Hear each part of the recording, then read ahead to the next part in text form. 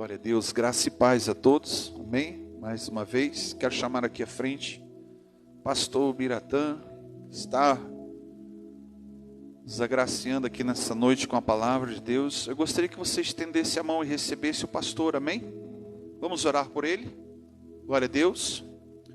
Pai, nós te agradecemos, te pedimos, Pai, que o Senhor venha usar o teu servo, em nome de Jesus, que esta palavra, Senhor, venha do teu coração, que nós possamos ser alcançados em tudo aquilo que os céus entendem, Pai, que é necessário para mim, que é necessário para cada um de nós. Nós recebemos com nosso coração aberto a tua palavra. Cobre ele com o teu sangue, em nome de Jesus. Amém. Boa noite, igreja. Paz seja com todos, amém. Vamos abrir as escrituras.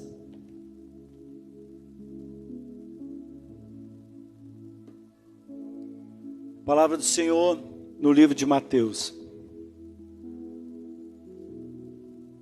capítulo 4.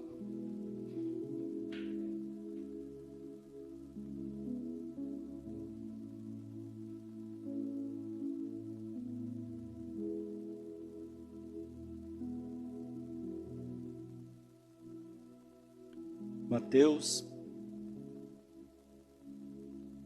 capítulo 4.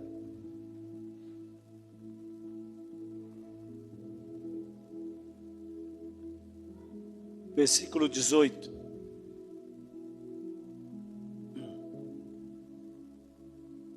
Caminhando junto ao mar da Galileia, viu dois irmãos,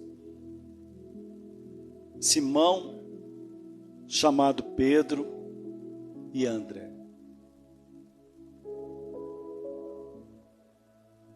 É interessante observar, nós que somos pais de mais de um filho, nós percebemos que, apesar de serem irmãos, eles não são iguais. Cada um tem a sua identidade e a sua personalidade. Não é verdade, irmãos? O Mar da Galileia é uma grande lagoa, uma grande caixa d'água que reserva água para Israel. No meio de um deserto existe vida porque tem água. Lançavam as redes ao mar porque eram pescadores. E disse-lhes: amados, quando Deus me deu essa palavra, eu tremi nos meus ossos, porque eu acabei de vir de outro culto, e nesse culto que eu estava, eu fui surpreendido no final do culto, depois da Santa Ceia, por uma visão. Enquanto nós estávamos adorando a Deus, estávamos celebrando, participando de um grande banquete, eu vi à minha frente um caixão e uma pessoa neste caixão. E o Espírito de Deus me levou a orar e a clamar pela igreja desta região. Porque a igreja está doente. Se a igreja está doente, as ovelhas estão feridas e estão doentes. Eu estou há muito tempo fora, mas antes de ir para Brasília, eu não sei se vocês lembram, eu já comentei isso. Eu estava saindo de Carlos Barbosa, passei pela Santa Clara, passei pela rodoviária. Logo depois da esquina da rodoviária, eu tive uma visão de um anjo que batia com a sua espada no chão e dizia: julgamento, julgamento, uma sentença de justiça e juízo sobre esta terra. E Deus me disse que estava tratando com esta terra. E eu observei agora que eu retornei, quantas coisas aconteceram na nossa região, na nossa cidade, Carlos Barbosa, Garibaldi, Bento. Então, um espaço tão curto de tempo. Lá em Brasília eu recebi notícias das coisas tristes que aconteceram aqui. E também quando Deus me mostrou aquela visão, eu disse: irmãos, vocês me perdoem, o culto já está encerrando, estamos aqui nos preparando para ir para o próximo culto, mas o Espírito de Deus me leva para orar pela igreja. E eu comecei a orar com dor na minha carne, com dor no meu coração, com dor na minha alma. Mas eu não posso só apontar os pecados do altar ou os pecados de ovelha, porque eu não vim aqui para julgar, mas para gemer pela casa de Deus. E aí Deus vai e me traz esse texto de quando Jesus encontra dois homens. E esses homens foram chamados, eles tinham uma vocação.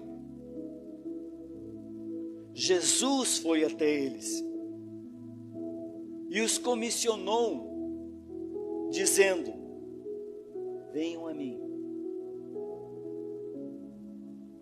vou tirar vocês do seu sonho, da sua carreira,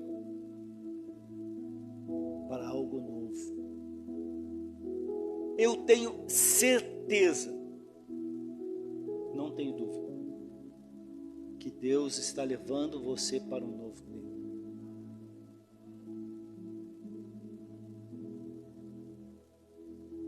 Existem momentos muito difíceis na nossa vida, que dá vontade de chorar, de gritar.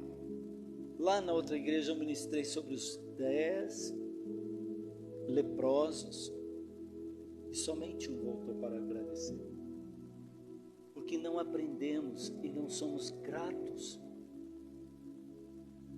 Um homem que não era da casa de Israel foi o que voltou para adorar a Deus pelo bem que ele recebeu. E os outros que receberam o mesmo favor, a mesma bênção, já estavam vislumbrando os seus novos projetos, a possibilidade de voltar para casa, a possibilidade de realizar projetos. Esqueceram-se de voltar para aquele que o abençoou e dizer: Senhor, eu vim te adorar,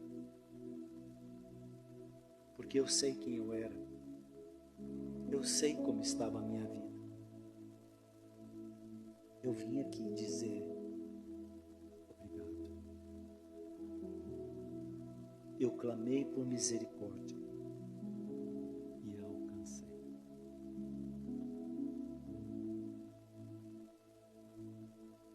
Jesus, quando ele chamou os seus discípulos, ele chamou os improváveis. Cada um tinha uma personalidade. Mas ele foi trabalhando. Nós que somos intercessores e oramos para Deus mudar situações e mudar vidas, nós sabemos o preço que nós pagamos. Não é verdade?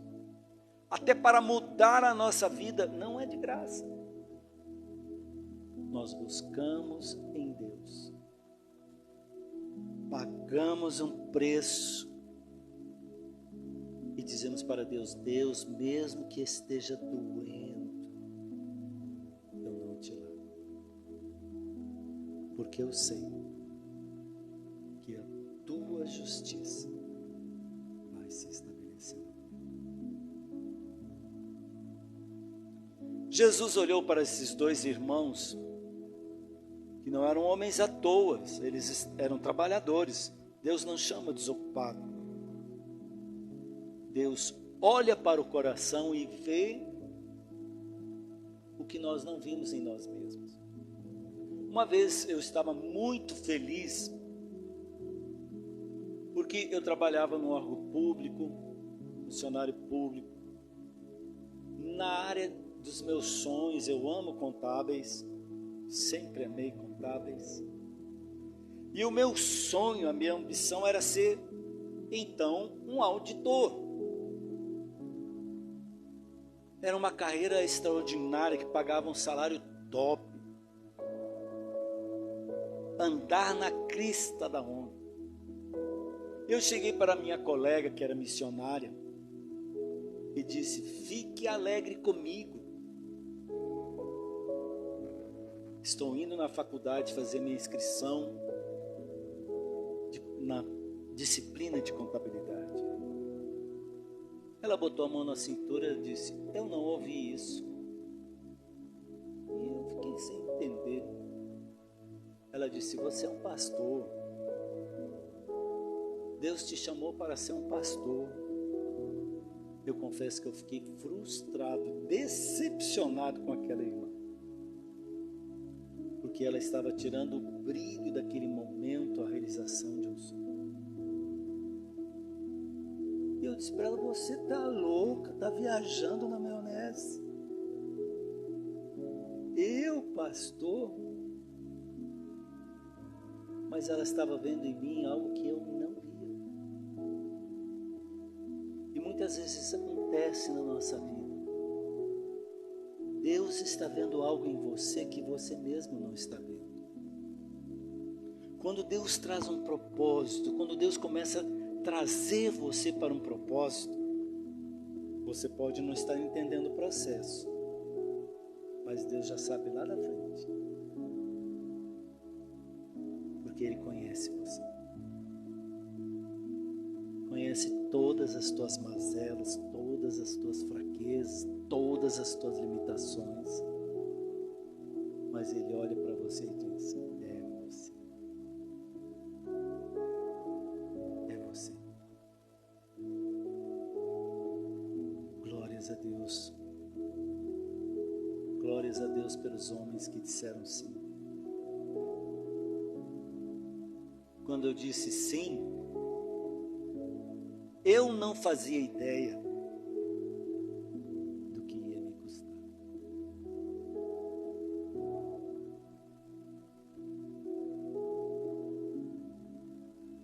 Eu cheguei para Deus e disse: Deus, eu tenho que tomar uma decisão. Eu entendo que eu tenho que colocar no altar o meu Isaac, a minha vontade.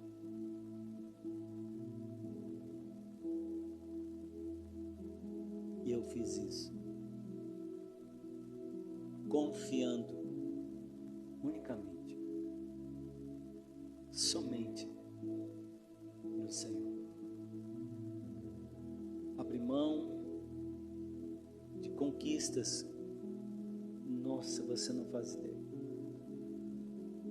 O que eu busquei em Deus para passar nesse concurso, para entrar naquela porta, o meu sonho, minha carreira. Eu tive que dizer: Deus, eu estou colocando a minha vontade e os meus sonhos. Quando nós olhamos para esse texto, olhamos para Pedro, para o seu irmão e também para os outros discípulos, nós não pensamos muitas vezes nisso, no processo, nas coisas que esses homens tiveram que abdicar. Jesus disse: vem e me siga. E o maior desafio para um homem é entrar no desconhecido. Nossa. Vou largar mão da minha estabilidade, da minha vontade, daquilo que eu conquistei assim, ó. O que vai ser? Como que vai ser? Mas, passado o tempo, eu descobri que mesmo que se eu estivesse lá, eu teria as mesmas guerras, as mesmas lutas. Só não estaria no centro da vontade de Deus. Tem horas que Deus faz isso conosco. Eu vejo como um livro, e as páginas do livro sendo movidas. A pergunta é: você está preparado para o desafio? Se Deus tocar no seu conforto, como você vai reagir? Quando você está apaixonado, parece que você fica cego. Você diz sim. Mas quando você para e começa a observar, você diz: eu, hein? Tô doido, tô viajando na maionese. Alguém me ajude a pisar no chão.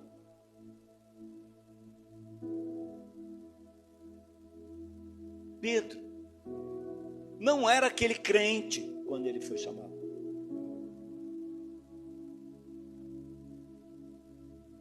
Mas havia dentro dele uma paixão que foi despertada. Pare, pense.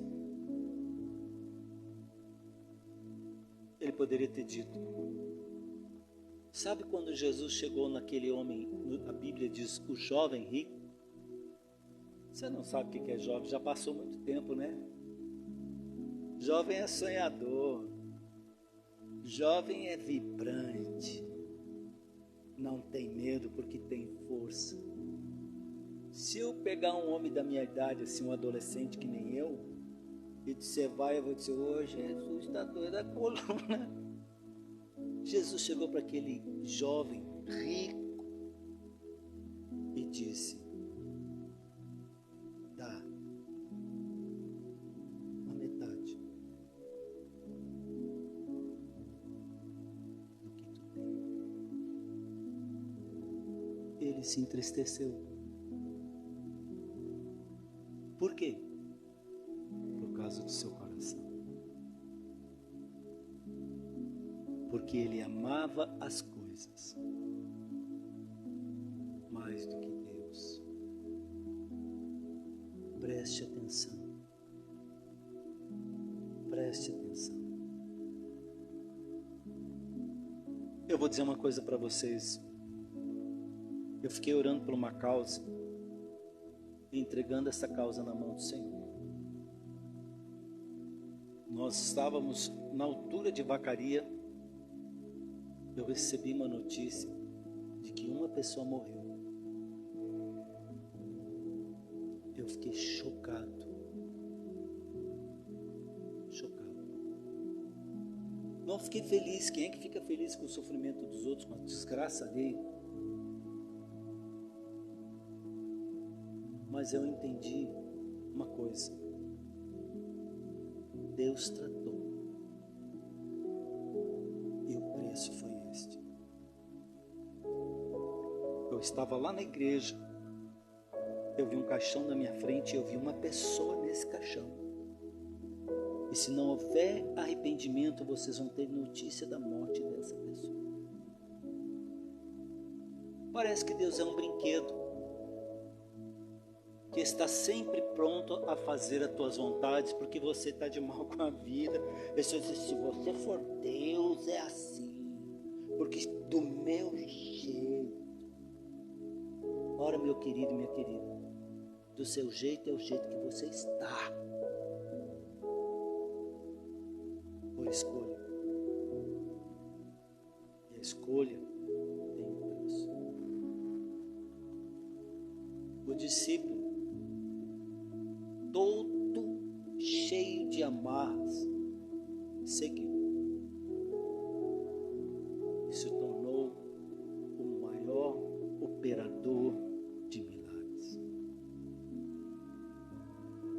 Mas para chegar no auge da sua missão, até negar Jesus, ele negou. Por quê? Pela sua natureza humana. A sua natureza, a nossa natureza, está sempre falando. E quando ele foi confrontado, ele disse: eu não conheço Jesus. E o negou 3 vezes. Eu já neguei muitas vezes. Não posso botar debaixo do tapete os meus pecados e pegar vocês e dizer: olha, vocês são osso de pescoço e vocês merecem o que vocês estão passando. Porque quando você prega o ouvido mais próximo, e a Bíblia diz: aquele que está de pé, cuida para que não caia.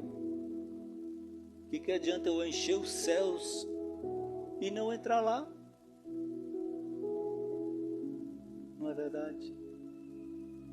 Mas eu quero que você saiba de uma coisa: você ouviu e você é consciente. Depois não diga que o Senhor não falou. Vou contar uma coisa para vocês. Teve um dia, eu saí daqui com a proposta de ficar poucos dias em Brasília e ir para Portugal. E ainda estou aqui, aguardando. E olha, irmãos, não é fácil esperar. Não é fácil esperar. Teve um dia que eu cheguei e disse: Deus, como é que é? Olha para mim, você não esqueceu de mim, você me largou no canto aí. E o pior de tudo, sabe o que é? Todos te cobram e pedem satisfação, sim ou não. Principalmente os mais próximos. Aí o Espírito de Deus veio e falou: então eu decidi controlar minhas emoções e dizer: medo, você não me domina.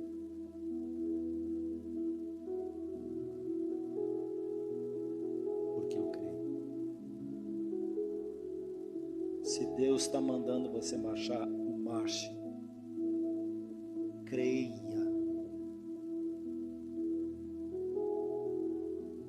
Louvado seja o nome de Jesus. Então, eles deixaram imediatamente as redes. Cada palavra que eu estou falando, existe um peso. Quando um profeta fala, falando nisso, eu quero falar sobre o profeta. Eu falei lá e vou repetir aqui, porque você não estava lá. Antes de ir para Porto,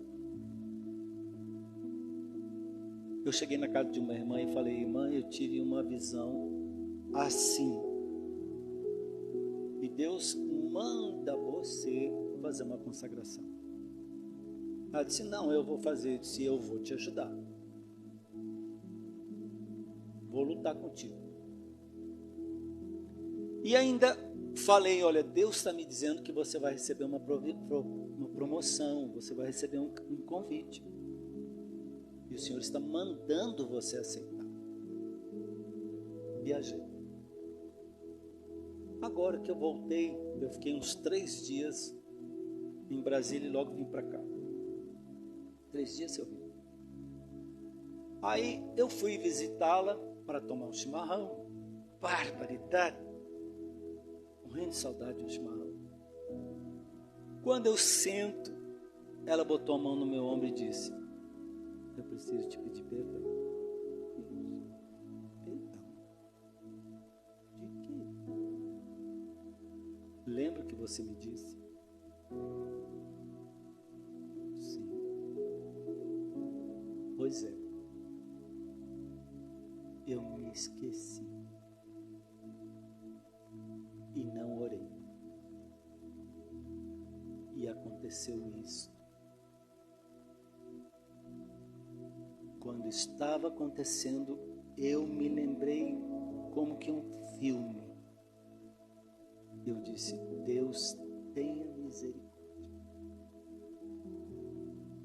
E Deus deu um livramento. E eu pergunto para você: adianta Deus falar contigo se você não obedece?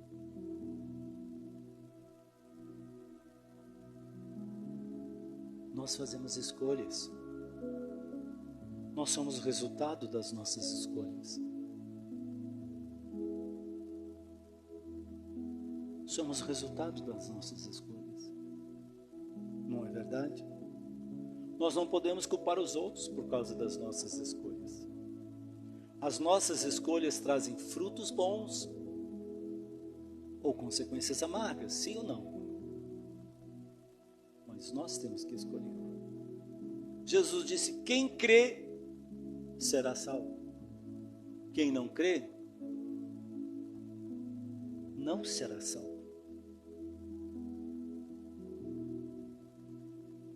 E eu disse para ela: graças a Deus que eu fiz a minha parte. Aí eu falei para ela: me responde uma coisa. A promoção veio? Ela disse sim. Eu tinha um problema muito sério com a minha chefe. Por isso eu estava receosa de aceitar e passar por retaliações. Mas eu me lembrei e aceitei. E o salário aumentou uma vez e meia. Deus cumpriu. Deus cumpre. Quando Ele põe a sua palavra, Ele cumpre. Só que não é do nosso jeito. Não é do nosso jeito. Não é do nosso jeito. Não é sacudindo uma varinha. Existe um processo e você tem que entender o processo. E às vezes o processo se chama casa do oleiro. E quando você é levado para a casa do oleiro, não é porque você é bonzinho, é porque você é osso de pescoço mesmo. E sabe o que eu me despertei para perceber? Uma coisa que já ministrei muitas vezes sobre a casa do oleiro, mas nunca tinha tentado para uma coisa. O oleiro quebra o vaso, tira as imperfeições, faz o vaso novo e depois leva o vaso para a fornalha. Se não passar na fornalha, não é vaso, é barro.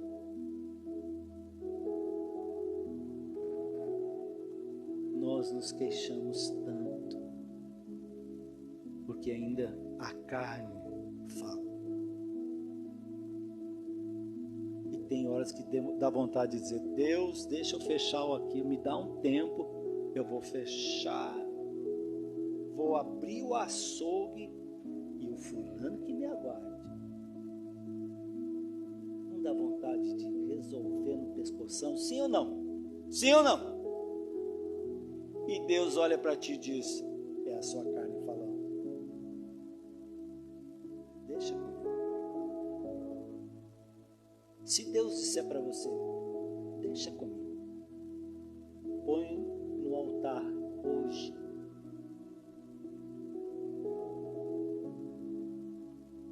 Você teria coragem de abrir mão, porque nós queremos resolver tudo. Sara quis resolver o problema do seu marido. Sim ou não? Você teria coragem de botar no altar? Vamos ficar de pé.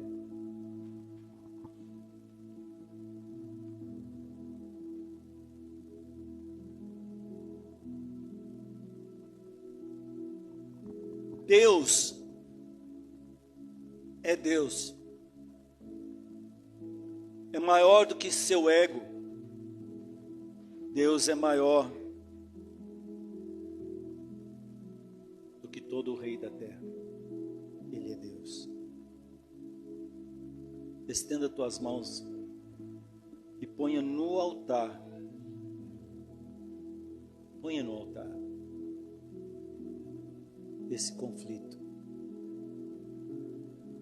Ponha no altar este medo. O medo não gera fé. O medo anula a fé. Creia que o Senhor está no controle da sua vida. Porque afinal Ele te trouxe até aqui. E não vai ser agora que Ele vai virar as costas para você. Ele sabe o que está no teu coração. Ele conhece os teus medos, as tuas frustrações, as tuas decepções, tuas mazelas todas. Mas eu quero dizer uma coisa para você, dê uma oportunidade. Entrega no altar e diga: Deus, eu estou confiando em Ti. Estou entregando nas Tuas mãos o meu futuro. Estou colocando no altar a minha esperança. Estou colocando no altar esta vida. Porque eu dependo de Ti, Senhor. Dependo de Ti, Senhor. Se o Senhor não fizer, eu não consigo. Já tentei, quis ajudar muitas vezes, quis resolver e facilitar, mas não adiantou nada. O Senhor sabe. Meu Deus e meu Pai, em nome de Jesus Cristo, nos colocamos diante do altar do Deus vivo, como filhos, reconhecendo nossas limitações e as nossas fraquezas. O Senhor está nos chamando, o Senhor está te chamando e Ele espera que você confie, que você creia que Ele é o Senhor da sua vida.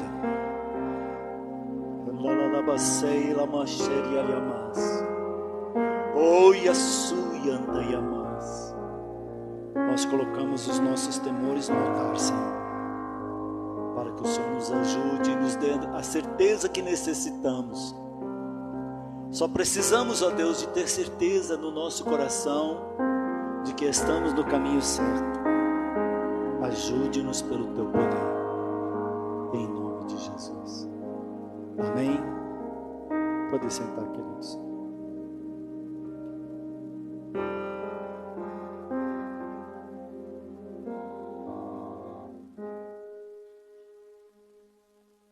Jeremias capítulo 1, verso 11.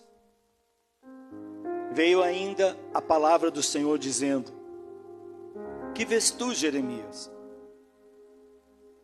Respondi: vejo uma vara de amendoim.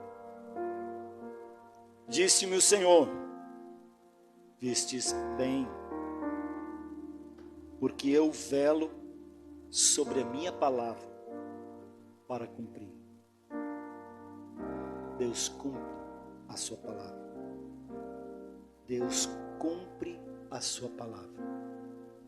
Você colocou no altar, agora descanse e creia que está no altar, e a resposta será do altar.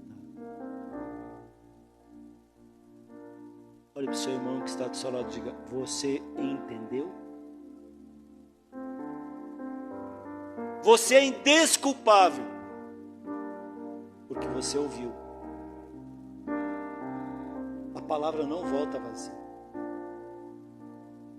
Você pode escolher ser guiado pelo Espírito de Deus em paz, crendo, não na situação e nem nas promessas de homens, mas naquele que conduz os teus passos. Quem pode dizer glórias a Deus? Você não sabe o peso dessa palavra. Essa palavra é resposta. Embora o teu ouvido esteja meio, o teu cérebro esteja assim meio, não se preocupe. O que Deus tinha que falar, Ele falou. Só espere. Diga glórias a Deus.